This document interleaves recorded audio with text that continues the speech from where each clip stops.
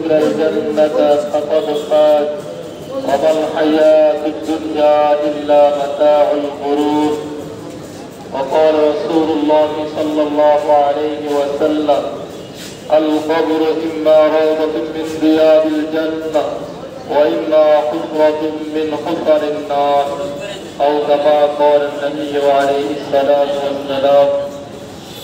الحمد لله মহান আল্লাহ সুবহানাহু ওয়া তাআলার দরবারে লাখ কোটি শুকরিয়া, যিনি আমাদেরকে পবিত্র মাহে রমজানের অষ্টম রোজা রেখে পবিত্র জোহর নামাজ আদায় করার পর আমাদের একজন মুসলমান ধর্মপ্রাণ ভাইয়ের জানাজার নামাজে আমরা এসেছি।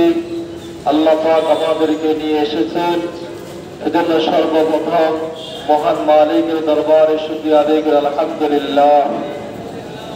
মুহতারাম হাজিরিন, আপনারা সকলেই সব সময় যে আয়াতের তরজমা শুনে থাকেন যে আল্লাহ সুবহানাহু ওয়া তাআলা প্রত্যেকটা মানুষকে দুনিয়াতে পাঠিয়েছেন, প্রত্যেকটা মানুষকে আল্লাহ সুবহানাহু ওয়া তাআলা দুনিয়াতে পাঠিয়েছেন